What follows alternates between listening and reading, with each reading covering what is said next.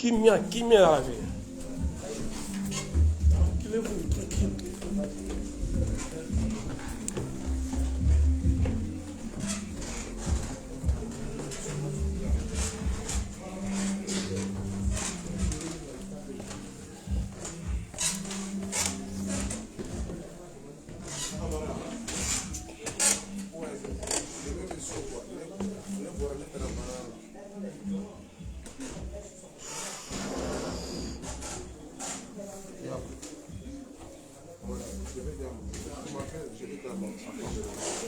Je vais m'asseoir. Je prends la place, t'inquiète pas.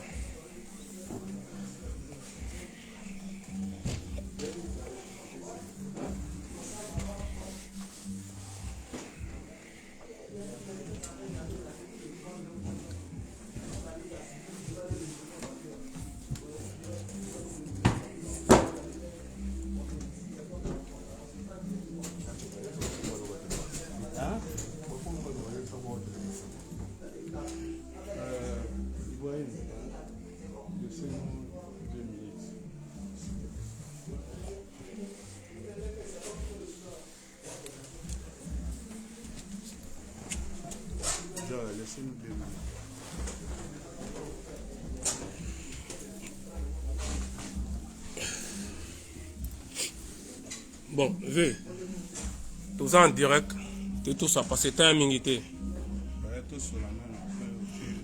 Tout sur la nuit, parce que tout l'ingue dans la transparence. Vous comprenez, vu? Tout soleil dans le téléphone, tout avez une réunion, tout solo là qui. Il faut qu'ils aient la transparence pour me qu'il y ait un va comprendre la situation des années parce que yo mo savez que mon qui toi une réunion là-bas il y a États-Unis, Angleterre, Belgique, Suède, vous avez une réunion.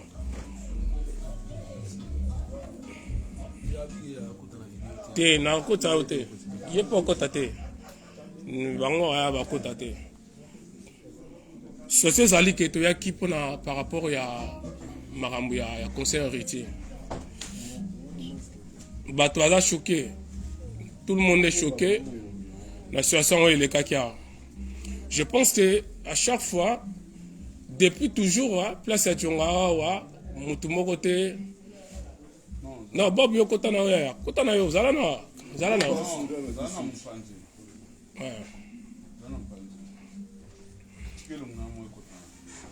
Voilà. À chaque fois, tranquille avec. Posé. Depuis toujours, staff ya Djonga. La soirée, les tranquille, jamais, alors jamais. Yokata Moutumoko, Aya, Aloba, a dérangé, jamais. So moni lelo, eloko et salami. Mukile lobby, batu bagangi, batu basiliki, parce que, oyambi mutu oyo, azali, kopé saba congolais kanda. Héritier, proche à Félix. Il y a une délégation, il y a 100 personnes, bref. Oui, mon différence. Pourquoi les bosso bat basilika kate suko bat basik, c'est-à-dire il y a un problème. Il y a un autre to yaki awa, nde to ye awa to sali mobulute, to fingite, ninite, to ye to solo là. To ye ba, pourquoi et ça mi boye et puis ba congolais ba yoka kambo et sali boye parce que les gens ba partout. Lo to ye to solo ngwana et puis mutaza roloba o to kanisa po nango de façon que pour la micolo koya na yebité.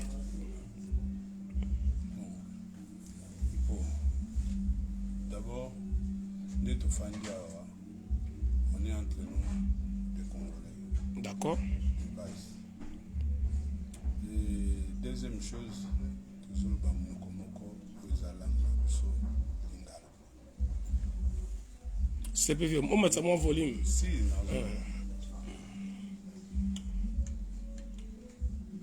staff ya héritier va contacter nga soki bakokosa la répétition un jeudi dans la journée. Là, travaille la jeudi. Ça on le sait, ouais. Travaillera vendredi, samedi, dimanche. Bah, Louis Fass, là, c'est la répétition. De mon côté, Et puis tout ce qui est local cause à la dérangement ou pas dérangement, sur les réseaux sociaux de toute façon, jamais ça à l'Ikambo. Net pas business boye au bon bango. Faut partager en cas parce que vous en avez besoin de baya. Sur les réseaux sociaux, répétition héritier, le quota qui va au sala à lundi. Ouais, lundi parce que ngaba staff nae ba contacter nga partir Espagne. Non, sur les répétitions, il n'y a pas de problème. C'est un jeudi. Il y a bon gars là qui a pas de problème pour être vraiment vrai clair. Bah il va foutre bon on a bango. D'accord, il va me mais le problème on a lobby que côté il y a combat et sungi bisopété lundi, mardi, mercredi n'a ni appel n'a pas à combattant. Mais il m'aurait déjà. Non, nazolo ba sincère normalité ndenge makambo ezalaki. Combattant ba obenganga na veille il y a jeudi, il y a le même jour à 20h. Appel à Belgique et côté ici, ba combattant nous na carte. C'est là où on a un appel à Belgique. Mais Baptiste c'est déjà bazalaki. Na bateau. Combattant ba bengi na bundeli na façon nyonso na bo qui masolo des alaté mais le col là ba kota qui déjà a tension des alaté a pour comprendre la tension arrive vraiment l'école ngamo même un moment donné na combattant na tension des alaté a na obligé à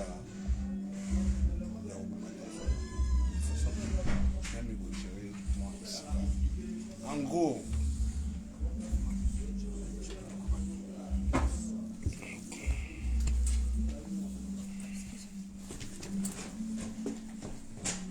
l'attention est là qui na herbe c'est là où côté est causé vraiment un vrai problème. Même prochaine fois, na osenga na bino so moni mo lo mo boye et koko déranger ngape na mutu na koza na moya. Même un jour en avance, et après et ce qui est salami, c'est que là, vraiment, les Camerounais sont sous la lutte. On a 20 les pétitions sont prévues à 18h. Na Erwana, ça entre le marteau et la clé, soit bétamité, mais ma comme sur ma belle qui a soit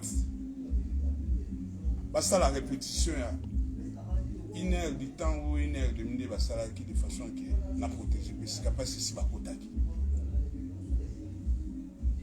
siko na air benga inga isunga kingate donc na la qui vraiment les dos dans les murs moi na ça la autre ni la c'est là où côté créé ba souci non ça va pas on a rôle bagaille à part ça na moni lo na rôle baté parce que réalité on a vécu là qui c'est ça en fait ndé makapeleka bon ngalo kona bon pour na monopoliser parole té makambo ndenge ke boye je pense et les lots ceux qui te battent gérer en tengo ça là plus grave que ça oyebi là témoin na bappel tout nous tous sur la toyebi mais message est à mon corps ngai to solo la ki batu tu ba ki nango ko temporiser makambo ezala van sana no safe van na mwandam ole ko yeza fréquenter c'était comme batu nde bana balabaki nous a dit que dans 3 semaines que ve abuki mibe ko asali buzoba ve to zalana ye to kipakate to zalana to liara to melara. Je pense qu'on a fait ce qu'on pouvait faire pour la gérer la situation. Ce qui, au Singapour, Kimia, c'est mieux 2 semaines où on va nous calmer.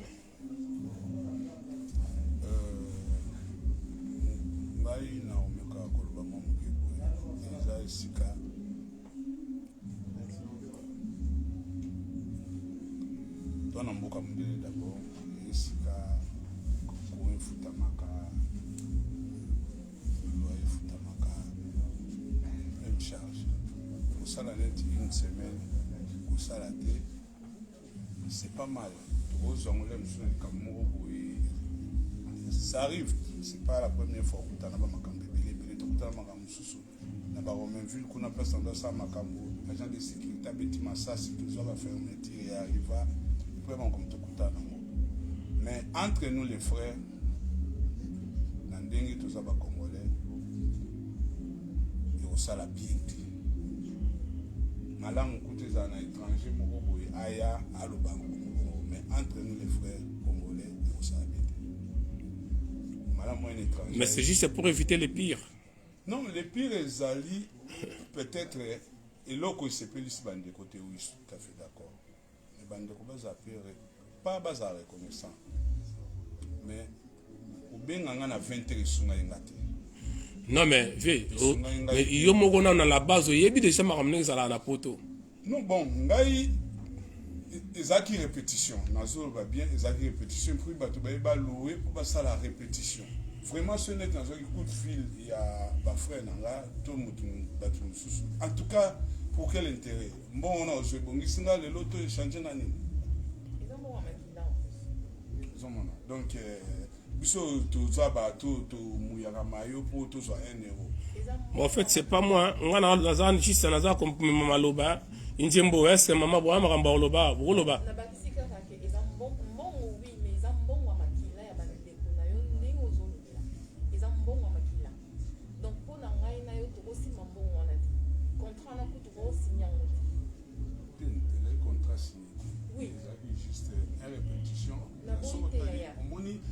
Quand tu même en direct, on a même nga trop makasi. Parce que na blokaki na nama bete na blokaki mais si ko réalité elle na katia ce bozaki. Bongo makila basimba ya moto. Bongo makila okoki ko bonga na bonga makila te. Attaque aux ba charge, il faut foutre ba électricité, foutre ba nini, ba courant ba belé.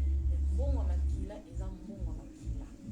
Donc batu longa ba héritier, batu oto ebiki baza ba ngumuna na biso, okoki ko ndima ko collaborer na bango attaque ma mukiti. Non. Njembo, ozali kamba oloba. Soden koni. Habité c'est vraiment o salami o passer dans mon thème passer. Parce que via sa vie au biso to respecta ka o to boya même bande o mususu ba manquer respect ngai moi-même na sala vidéo na makamba profit na ba so ba no beta musique na ba beta na jonga. Parce que to ebiki to côté wana to yokana moi pas jonga manini. Ba to mo ba beta pas jonga. Ba to na biso to sala wana pour tout peut-être o bunda biso tout même yopé na se ko sala même charge oyo biso pe to ala na ba famille na biso yo pozala na to se comprendre vraiment na télé moko à l'amiable ba tout ba comprendre te ah ne Amauko bataka na biso kutu faut ka te biso bité to di réalité à Paris via beti saka ba musicien oyo basala na bango tozala bango attends to kenda roula taba to comprendre mais na niveau et comment il lobby vivement il faut Lucas satisfaire mi tema bato yo sali proposition wana via l'occasion ba nous réclamer les choses non on a lire na sima mais oyo sali wana en fait ngai na sali proposition te zali réunion sala ngi lobby na butu na lelo vie mo sala kina yemo mutapesa ki batu message zanga te ngai awa na lobelo moko te ki ngai na lobby te tozala kina vie na réunion vie mo mutalobaki batu ba kana bele yemo ka lobaki après ngai na ina pina pesika kana rappeler ka mamelo ba maki après ce qui vioza na d'accord te ni na ngote ah ngapi na oyate na imposer na ko imposer te to na poto na ko imposer mutu vite Ngana to na poto ngana ndena mabete ntembo azo rappeler lo moko peut-être tozana mais fait nga sur une première répétition excusez ngai na mona peut-être tous les artistes biso tout fanda na tout le monde na sala na ba répétition dans ce sens-là mona ga ba kofi ba sa répétition ba mona ba sa répétition c'est pas un concert ezaki na sens wana ndenga peut-être na septaki na 4 ya concert yani ni vendredi ni samedi ni dimanche ezalaki un jeudi lokola esika ezalaka na matériel eza na biloko to eza wana bacontacte basala répétition na sens wana ile mosusu namonaka ke babisika mosusu basala barépétition mpo na ngai erevenaki au même ke bakosala mpe répétition awa ça dérange pas dans ce sens là ezalaki na sens te ke moto abetisa concert to oki oluki artiste opesi ye caché aye po non eza na sens wana te peut-être sens ezozala un peu bouleversé eza répétition comme ndenge namona basala na bastudio mosusu ayo eza nango place podium eza nini nde basala pa mosusu normalement même na la semaine normalement falaki to bandosalisa barépétition mpona baartiste oyo bana besoin barépétition bakoyaka kosala wana ça fait kaka gagner un plus na ndenge ya normalité mais c'est pas un concert ni eloko moko boye organisé mpona boye non ezalaki répétition mais na plan B peut-être ndenge bimeli wana et déranger motema je suis au courant il y avait même plus de 200 personnes na libanda pour formuler la bango ba porte par contre c'est ça qui a changé par contre je nazo moi j'étais là moi j'étais là au kota qui non na okota te non na ndenga normalité ka batayaki ebele a bakombato bayaki a na okota te parce que na bengi yo moi j'étais là-bas vous avez 2 personnes il y avait plein du monde bato belé oyo ok baporte ezali ya okangama il y avait bata sécurité libanda qui réclamait déjà que non yo boyi bango bakota mais nous on savait pas que bamisien baa na kati ndenge olobi ke concert excusez na kati te nga pourquoi na tikala libanda te oui selon yo moko ndenge ozalaki na babruit oyo ezoleka libanda bruit nini oyokaki ozoleka d'abord oyokaki babeleka libanda neti moto azwanga bien oyo je sais plus le nom ba parole ça va nde bien koakize yo kangi porte pour pas contacter après il donnait notre adresse sa adresse c'était comme si c'était une diversion mais le quoi parce qu'il y a beaucoup aussi qui me connaissent c'est un frère tout le monde tout le monde comme mon frère a dit mais par rapport à Mboka on parle pour le pays tout ça parce que moi je viens de Kin il y a même pas 2 mois na moni makambo ile kana Kin donc yo pe soko kenda yo mo otali ça le passe et quand je vois que Mbongo net ma sœur a dit Mbongo ya makila oui, bah, on va salir délégation, bah, tout pour en Espagne, abuser de l'argent, il y a un contribuable congolais, après, bah, il va pêcher une partie qui est toujours ça la répétition. Ça, c'était pas une répétition, parce que répétition, c'était pas comme ça, mais Balbassa, là, voilà. Alors, ça, il y a un mouvement pour la que non, on s'impose. Donc, on peut s'appeler message, na biso, que, toujours, il y a plein, tout s'imposer, puis la France, qui est, comment on peut zater, on fait ça. Et ils ont fait ça chez toi. Ça, qui est, il y a eu ça consentement, là, parce que, bon, bah, répétition, il y avait du monde. Parce qu'ils ont appelé Babengi na misu, Babengi bat boya. Alors ça là quelque part depuis Espagne déjà parce que dans la que je crois à la veille que j'ai eu le message. Donc c'était pas trop malin. Donc par rapport à ça, je pouvais entrer aussi na un peu au quota. Une fois à l'objet de Bila, il faut monter à peut-être na kana biso be na ka, il y a batumoro peut pas tout souvent nous comprendre. Je pouvais aussi entrer. La talibou je venais du travail, on a dit bon OK d'accord. Na bengi frère, on a pris ce message. Non, j'ai eu Djonga au téléphone. Je ne crois pas que ça va se passer. À Tinenga numéro 2, mais j'avais pas réussi. Bon, je rentre chez moi. Donc, nous sommes les caca, maîtriser la carte. C'est ça aussi, c'est ça vraiment le problème aujourd'hui. Tout à fait. Maintenant, et là, on sur le bien, on a raison. Les pommes sont les combien bato compliqué ce que baza na kati au monde nous bozo benganga et troublé au fait makambo baza na kati soit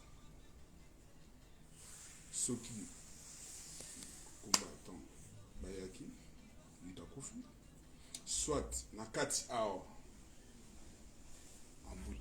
parce que tonga toya c'est par rapport tonga toya par rapport au solo la kinde yango to calme so kinga na zwaki par ya komba moi coup de fil moko un mercredi de makambo na trisate non nazolo bana sansa mabete nazolo expliquer bena avec na ningite na masquer maluba ou bien na pesa moi nini nazolo bana sens moko vraiment normal qui est ce qui na zwaki coup de fil ya komba caméra so na zwaki coup de fil ya un jour en avant, c'est différent. Mais parce que il fallait na banda côté les réseaux sociaux tout le monde a zomona oui bi tout ça ba la mikiti et vous avez besoin de combattant et ça conscience na yo il fallait que la masse ma caméra pour côté oui parce que ça combat te batnyo so bakota te batnyo so bakota raté ndeti ye ba petit to na bango bakota raté et ça combat te ba yo za jonga te responsable te batnu so bakosa la vidéo te toza bato mosusu batika na libanda na bavoitire bakoko yawa te elomiloko yanga so na ye aoboyanga deja bayebika boye donc baoyo mosusu mpe babombaka elongi mpona so tosili mayele bango bakota bato mosusu bakomata te na masolo bakokota te voilà justement objectif yango wana moto ayeba ye te objectif yango wana mpo boyeba ye te baza ebele abenga pompier papa bato nyonso te na komba boyebi bango bato nyonso te baoyo basalaka makambo ebele na komba bamonanaka te e bakombata ezali ngai te na zoro bato osala video biso te epuis biso toye awa juste toza baporte parole ya bakongolais oyoyo d'ailleurs osole bango na telefone mingi oyebi bango te na réunion oyo okotaka oyebi no bango te me bango bayebi yo bazalaka ndeti ya yaki awa oyebi ye te bazalaki awa epuis azalaki ye moko te oye siko baza ebele siko baza siko ebele bata ndenge wana na komba oyo bakasekele bakombata nde biso bato baya kofinga atake biso or na kati wana eza na bakomba ntango bilongo emonanaka te ntango ozoluka elongi ya mama emonana objectif ezali ke elongi nde emonana te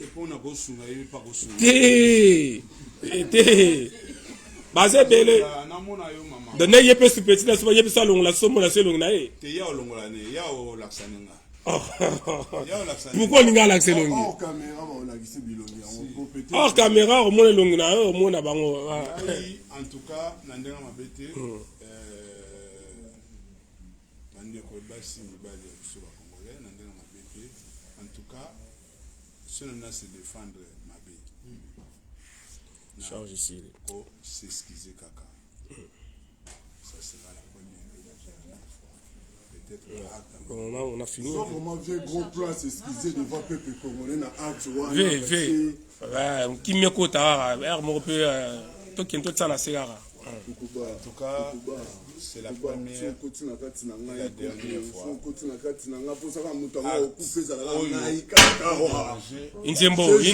Inzembo calme-toi je te jure soki baoluka muta kufa te okanga pe kama makambo yango il y a des gens qui sont prêts il y a des gens qui sont prêts à mourir pour na bamakambo calme-toi Inzembo c'est bon viens loba Inzembo c'est bon toza bandeko erreur et salami et déranger mitema ya bato ebele je reconnais n'a eu au moins 1000 appels il y a combattants il y a des partout il y a Allemagne de gauche à droite na téléphone et vraiment il a essuyé n'angate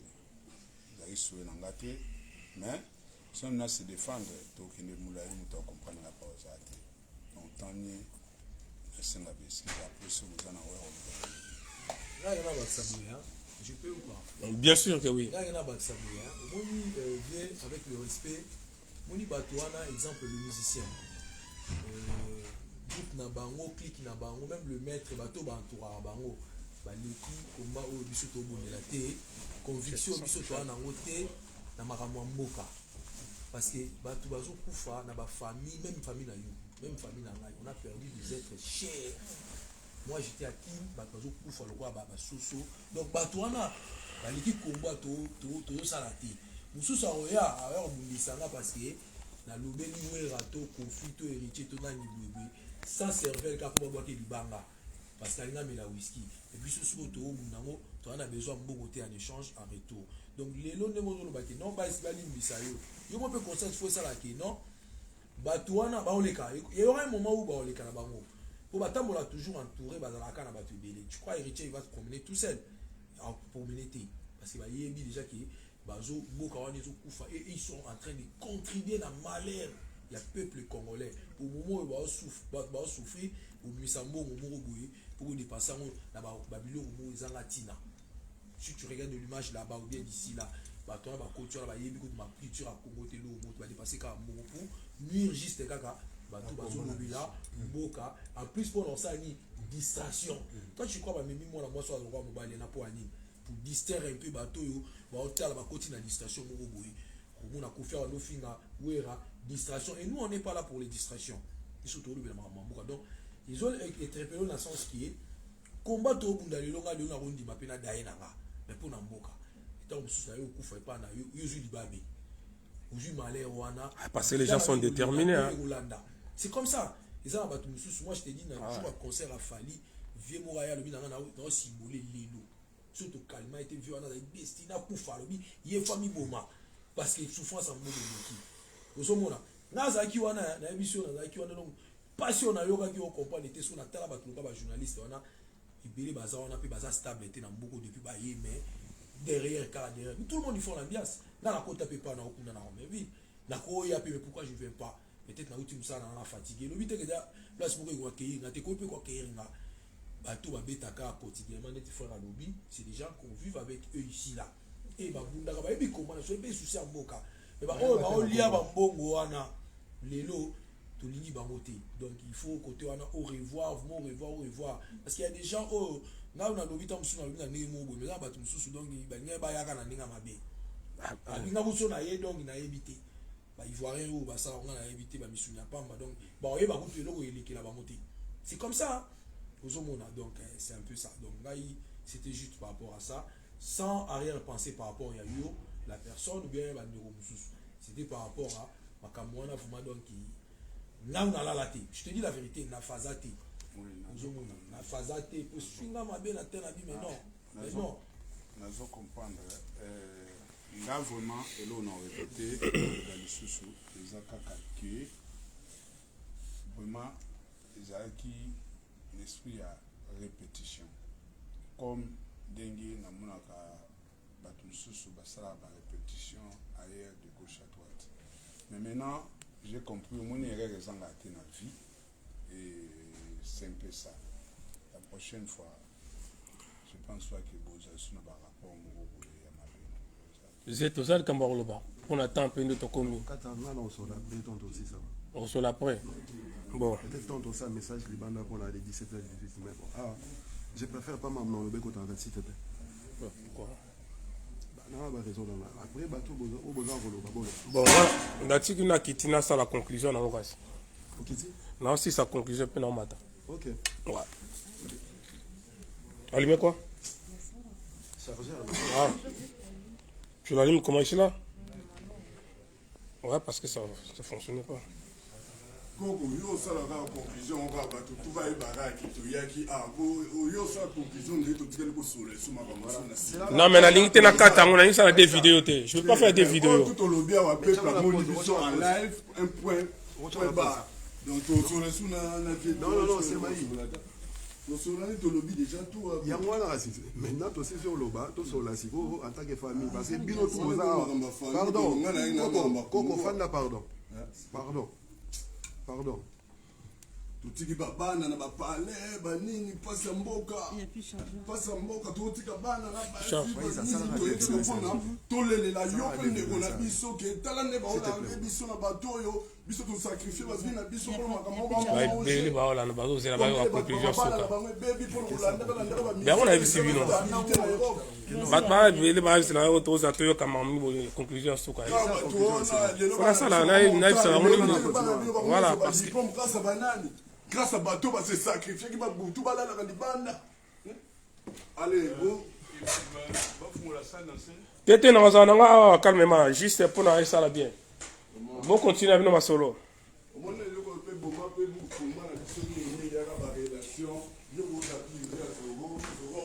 voilà bon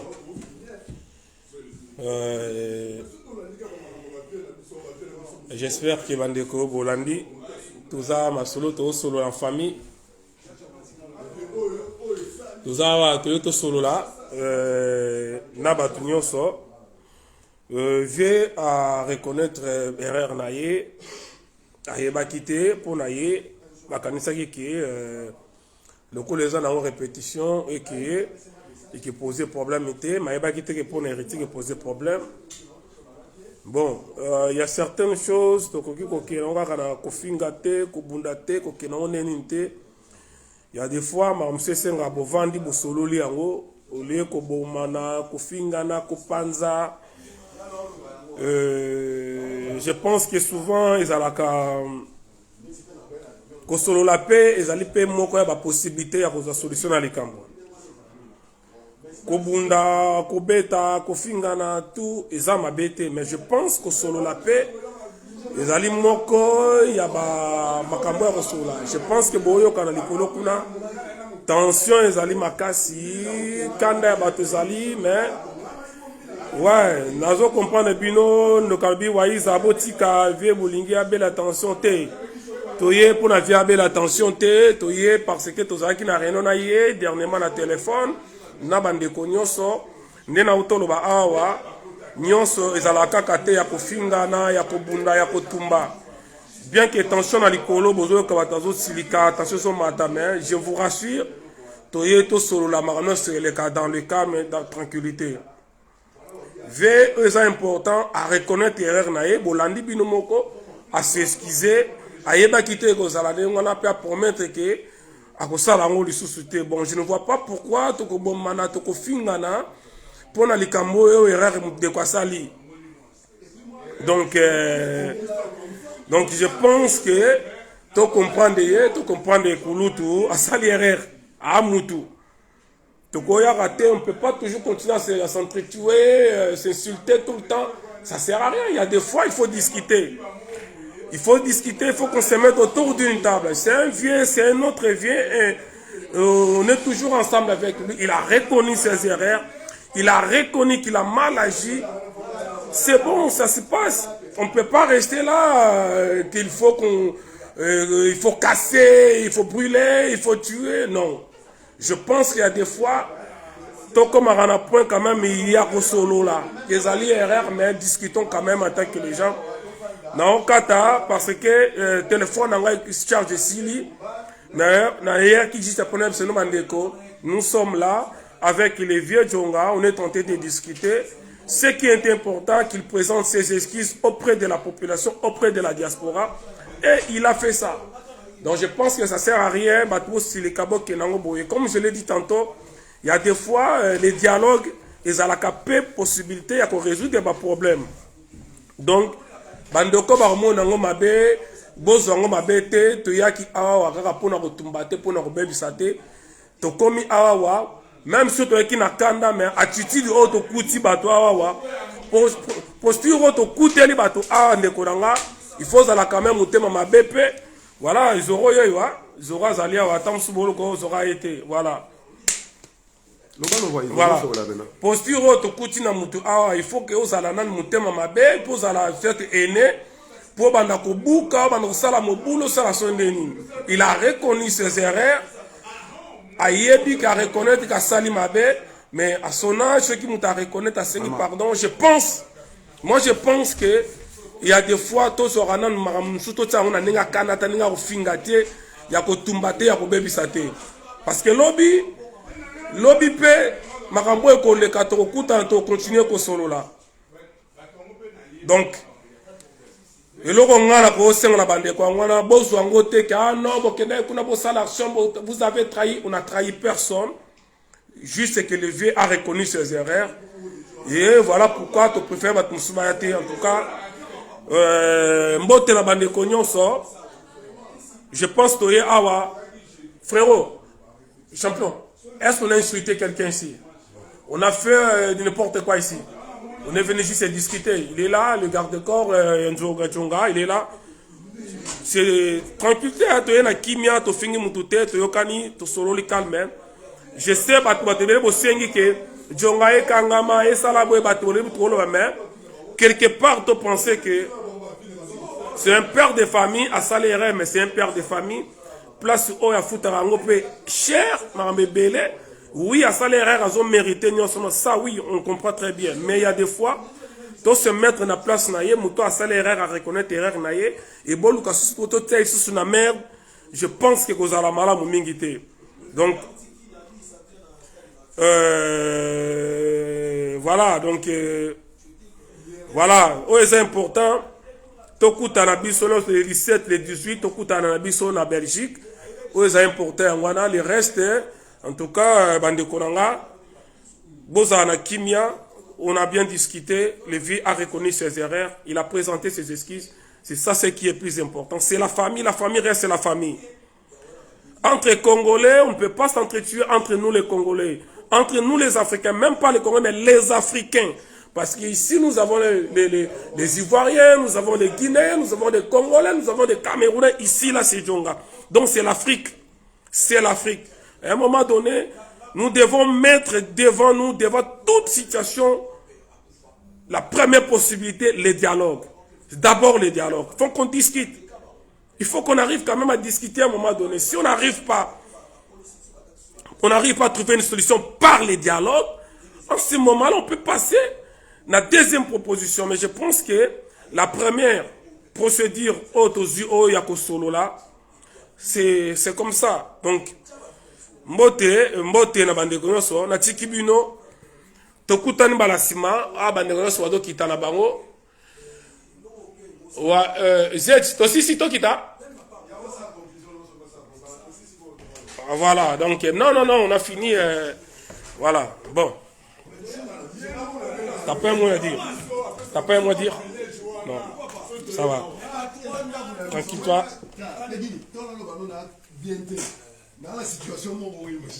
voilà donc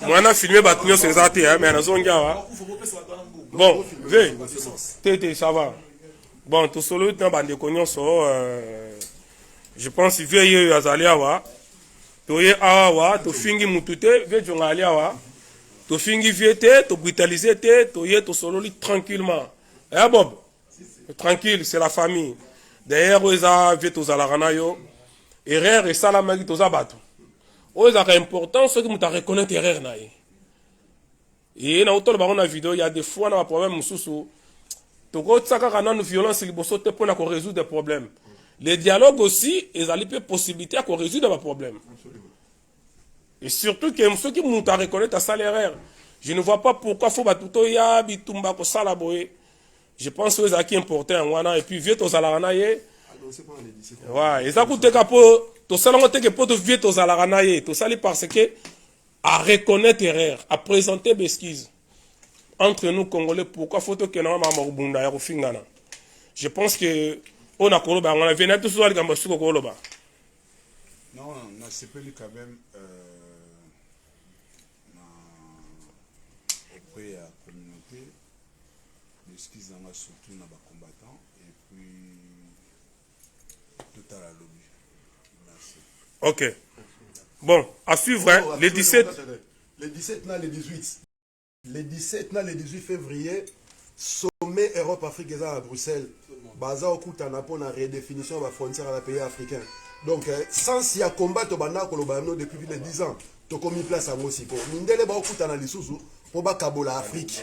Donc, ceux qui ont conscience que Mabelone et Mabela Kokonayo, le 17 les 18 février 2022 on a Bruxelles tokutana kuna milulu ya mineneza Congolais nyonso africains nyonso vous êtes bienvenus, vous devez venir lever la voix pour sauver notre continent.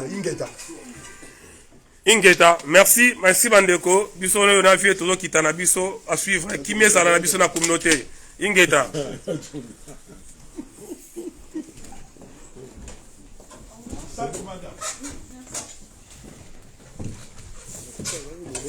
Ebele, batapashika ka. Ebele. Ah ouais,